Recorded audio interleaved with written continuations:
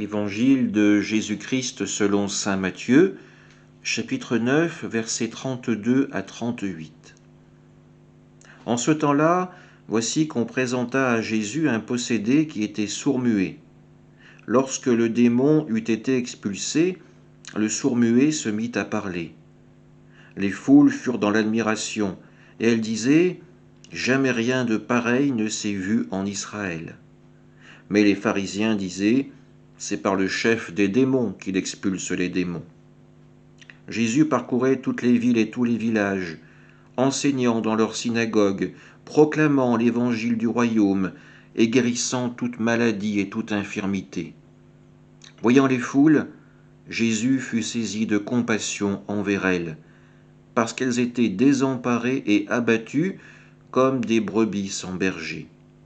Il dit alors à ses disciples, « La moisson est abondante, mais les ouvriers sont peu nombreux. Priez donc le maître de la moisson d'envoyer des ouvriers pour sa moisson. » Acclamons la parole de Dieu. Jésus pratique aujourd'hui un exorcisme sur un sourd-muet qui était possédé. Lorsque le démon est expulsé, le sourd-muet se met à parler. Les foules aussi commencent à parler. Et toutes les deux vont louer l'action de Jésus, l'action de Dieu, cette action d'amour et de guérison.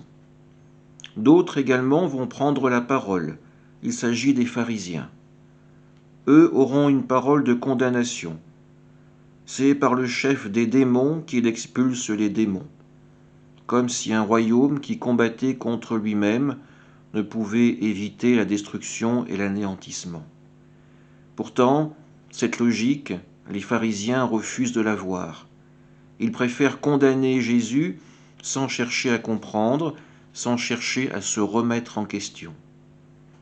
Puis Jésus continue à faire œuvre de guérison. Il enseigne dans les synagogues, proclame l'évangile du royaume et guérit toute maladie et toute infirmité.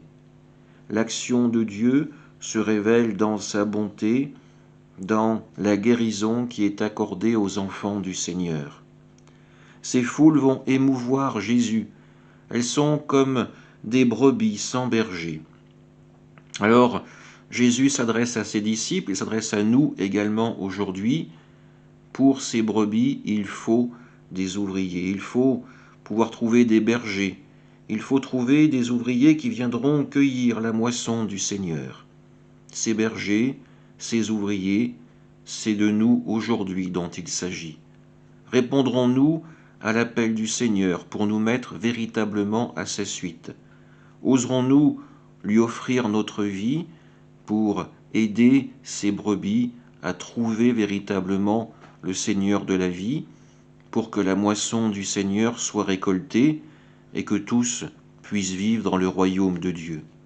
Ou préférons-nous, comme les pharisiens, nous enfermer sur le mensonge, sur les ténèbres, sur un chemin qui ne peut mener qu'à la mort?